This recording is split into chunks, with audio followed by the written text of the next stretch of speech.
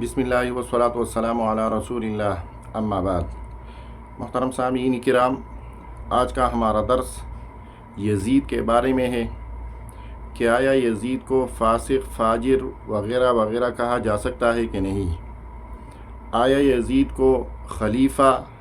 صحابی وغیرہ وغیرہ کا درجہ دیا جا سکتا ہے کہ نہیں ہے؟ یاد رکھیے، یزید اس کا دور خلافت جو ہے 60 ہجری سے لے کر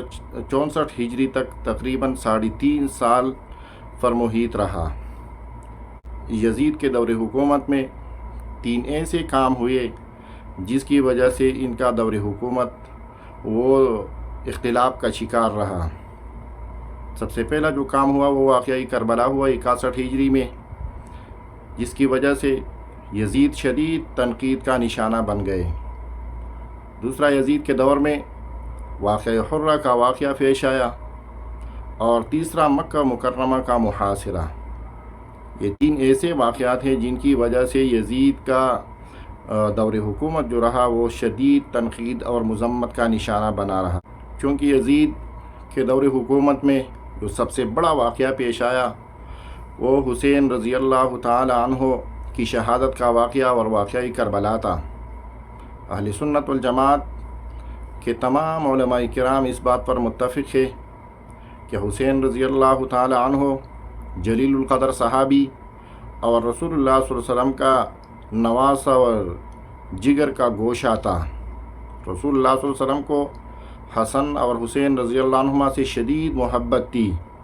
اور اسی وجہ سے رسول اللہ صلی اللہ علیہ وسلم نے فرمایا تھا سیدہ شباب اہل الجنہ، کہ یہ دونوں جوان جو ہے یہ جنت کے جوانوں کے سردار ہوں گے۔ اسی وجہ سے جب کربلا کا واقعہ پیش آیا اور حسین رضی اللہ تعالی عنہ کی شہادت اس میں ہو گئی، تو یزید کا دور حکومت اور یزید شدید مذمت اور تنقید کا نشانہ بن گئے۔ لیکن اہل سنت والجماعت کا اس بارے میں جو موقف ہے وہ بالکل واضح ہے۔ یزید کے دور حکومت میں اگرچہ یہ 3 بڑے کام ہو گئے، اور سب سے بڑا جو نقصان تھا وہ حسین رضی اللہ تعالیٰ عنہ کی شہادت تھی، لیکن یہ بات یاد رکھنی چاہیے کہ کسی کو کفر کی نسبت، ارتداد کی نسبت یا اس کو دیگر القابات سے نوازا جانا یہ شرعی دلیل پر مبنی ہوتا ہے، اور ہمیں دین اسلام میں ایسا کوئی دلیل نظر سے نہیں گزرا جس کی وجہ سے ہم یزید کو کافر، مرتد وغیرہ وغیرہ قرار دے سکے۔ اہل سنت والجماعت میں بہت سے علماء کرام ایسے ہیں،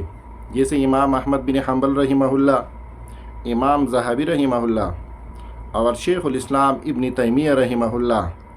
جنہوں نے اہل سنت والجماعت کا موقف ذکر کیا ہے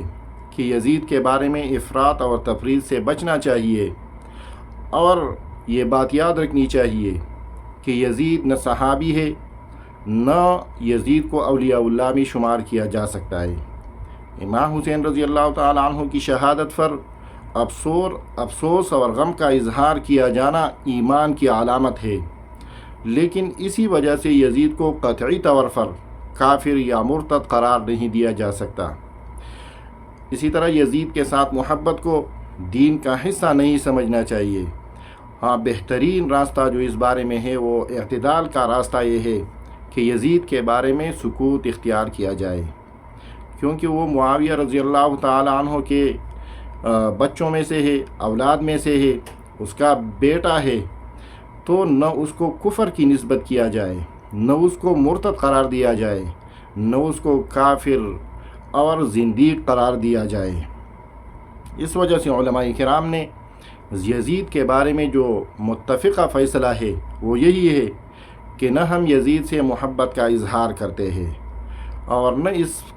اس پر معین لعنت کو جائز سمجھتے ہیں، بلکہ یزید کا معاملہ اللہ جل شانہ کے سپرد کر دیتے ہیں۔ یہی موقف بہت سے متقدمین اور متاخرین اہل سنت والجماعت کے نزدیک زیادہ محتاط اور معتدل سمجھا جاتا ہے۔ لہذا ہمیں چاہیے کہ یزید کے بارے میں سب سے پہلے تو اپنی زبان کو محفوظ رکھے، یزید کو نہ کفر کی نسبت کی جائے، نہ اس کو مرتد قرار دیا جائے، نہ یزید کو فاسق اور فاجر کہا جائے، نہ یزید کو دین اسلام سے خارج سمجھا جائے۔ ہاں، ان کے دور میں جو کام ہوئے ہیں، واقعی کربلا، حسین رضی اللہ تعالیٰ عنہ کی شہادت، واقعی حرہ اور مکہ مکرمہ کا محاصرہ، اس کا معاملہ اللہ جل شانہ کے سپرد کرے۔ اللہ جل شانہ بہترین فیصلہ کرنے والا ہے۔ وَأُفَوِّضُ أُمُورِنَا إِلَى اللَّهِ، ہم اپنے تمام کاموں کو اللہ جل شانہ کے سپرد کر دیتے ہیں، لہذا ہمیں اللہ جل